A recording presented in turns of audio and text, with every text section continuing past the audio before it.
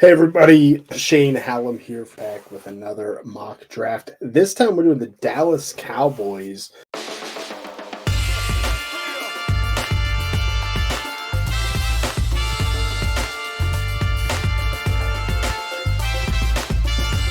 Which I think is going to be an intriguing draft. They have not done a ton in free agency, have a lot of money, have a lot of needs. So I think it would be interesting. I thought this would be an interesting choice. There's a lot of Cowboy fans out there too, so I think we can make it happen. Picking here at 24, I'm not going to do any trades. I'm just going to kind of see how the board falls using the NFL mock draft database draft simulator. And looking at the overall top players available, there's one that jumps out to me here is Olufashanu, the offensive tackle from Penn State. If you're Dallas at this spot, you could take him, have him play left tackle, keep Tyler Smith inside. Definitely is intriguing to me. The other positions that need receiver, you have the Texas duo, Donnie Mitchell, Xavier Worthy. I think Worthy be a really interesting addition for a team that desperately needs a wide receiver. Interior offensive line, you have the centers, Jax Power Johnson, Graham Barton, which is definitely a big need for Dallas there as well. And looking at maybe some of their needs, what they potentially could do, I also think we could go with a corner, maybe go with, I don't think I'd go like edge rusher in the first round, but Terrion Arnold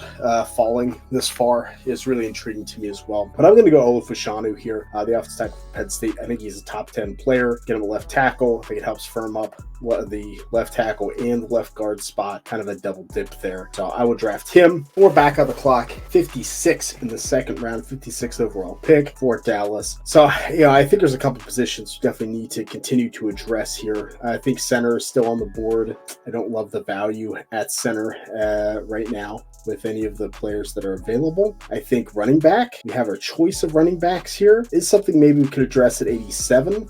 Wide receiver, I think there's a couple good players here. The top two, Troy Franklin from Oregon, Xavier Legette from South Carolina, both really intrigue me. You look at Dallas's depth chart right now, you obviously have CeeDee Lamb playing the slot, but outside of that, Brandon Cooks, who was fine, Jalen Tolbert, who, flashed here and there last year, really having a more deep threat. It's younger, consistent, could probably do that Brandon Cooks role better than he could. I think it'd be intriguing. So I'm going to go there. I think corner, I don't love the value right now at cornerback either. And no one else really jumps out at me as like, is a really good value at this point. They signed a linebacker. That could work, but I'm going to go with Troy Franklin, the receiver from Oregon. I think is a deep threat. He's one of the best in the game. I don't think he's even hit his potential. And when you look at this draft, I think Dallas really can get what they got out of early Michael Gallup, perhaps out of Troy Franklin, be able to stretch the field a little bit for Dak Prescott this year, maybe a different quarterback in the future. So Troy Franklin, 56. All right, we're here in the third round, pick number 87. Looking at the board, we still have all the running backs on the board. I think this is where I'm going to go. Dallas right now, Rico Dowdle, Deuce Vaughn. It's a room that needs a starter here, and we have the choice of everybody. But maybe we could look at the defensive side of the ball. We haven't touched that. Corner, I think Cam Hart from Notre Dame is interesting. Outside of that, I think the well has dried up a bit in the third round. Might be more of a day 3 pick. D-line edge, no one really super jumps out to me, either of these positions. I think edge, Adisa Isaac, Jonah Ellis, those are players that are probably going to be off the board by this point. I don't think it's as big a need as the offense. Now we can look at center. I think Cedric Von Prawn is interesting from Georgia. Dominic Cooney from Kansas could play that. Mason McCormick from South Dakota State's intriguing. I like Tanner Bortolini as potentially starting center. Bortolini is intriguing. I'm going to go running back. The question is which one. I think Trey Benson from Florida State and Jonathan Brooks from Texas are neck and neck with each other. Personally, I prefer Brooks. I think he has a little more of the fundamentals down, but is a lot less experienced. I think Dallas might prefer Trey Benson. So if I'm acting like them, I'm going to take Trey Benson, the running back from Florida State. 4.39 speed, one of the best broken tackle rates in 2022 in college football, actually ever for a running back. So there's some real upside there. I think Benson will be gone by 87. And it might even be a look for Dallas at 56. So Trey Benson, running back, Florida State, we're taking an 87 here. All right, we're back up at pick 174. We're in round 5. Didn't have a round 4 pick. This feels like it'd be a good time for defense. I think there's some corners that I do like on the board. Carlton Johnson from Fresno State would be well worth a pick here. Developmental, fast corner. I think the linebackers, there's some intriguing players. Edefuan Olufasho, from Washington is interesting. Maybe get a developmental player up front. But looking at interior offensive line, I mean, if we kind of built left tackle so we could fill left guard, the center position has a need. I think there are still 2 centers that should be well gone by this point. Bo Lemer from Arkansas, Tanner Bortolini from Wisconsin. I think both have the potential to be day 2 picks and could develop into starting centers as rookies. I'm going to take Tanner Bortolini. I think he's a little better than Bo Lemer. I think both are really good. Jerry Jones might want the Arkansas connection with Bo Lemer, but I think Bortolini has some of the fundamentals to start from day 1. Getting that in round 5, can't beat that. So I didn't think I'd go for offensive players in a row, but that's what we're going to do here, and we can look at the defense with some of these late picks. All right, we're up to pick 216 in round 6. We got to look defense here, and looking at corner, I'm in Carlton Johnson still on the board. He's a high priority for me. I think we can definitely see defensive lineman, front 7 player. Not really a defensive lineman that I'm like, jumping out of my seat for, but it's round 6. Logan Lee is interesting. Jaden Cremedy from Mississippi State is athletic.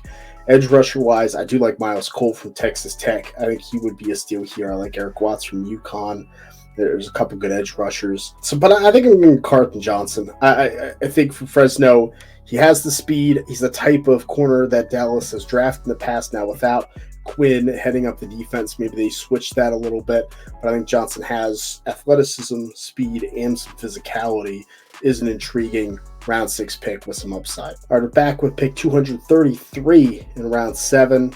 And this is where I think we could maybe take an edge rusher, take a defensive lineman, try to just build some depth at those positions on the defensive side. Looking down at kind of the edge rusher list, when you get to round 6, get to round 7, I think you could just start, taking players that are good fits for you, and you don't have to worry too much about it. I think I'm going to go edge rusher here ultimately, and I think I'm going to go with, I'm torn between Xavier Thomas from Clemson. I think it's more of a rock solid kind of backup, multiple positions type player. Or Eric Watts from UConn, I think has a lot of the upside that you look for, but isn't quite as polished. Knowing Dallas, I think they'll swing for the fences a little bit. So I'm going to take Eric Watts, the edge rusher from UConn here at 233. And finally, we have the final pick for the Dallas Cowboys, pick 244 in round 7. I think they could go a number of different ways with this pick. I think quarterback is even on the board. Now they have Trey Lance, they have Cooper Rush. This would be more of a practice squad. If Dak Prescott leaves, maybe we could develop someone like Austin Reed out of Western Kentucky. I think is intriguing. Maybe you could want a little bit of depth in the safety position, get kind of a special teamer. Tyler Owens from Texas Tech, if you want that speed, special teams ability. I think he's pretty intriguing. I think depth at linebacker would make a lot of sense. No one here that I feel like, you have to draft this guy. I actually think maybe they could take another wide receiver, because who are you really bringing into the season? CeeDee Lamb, Brandon Cooks, Jalen Tolbert.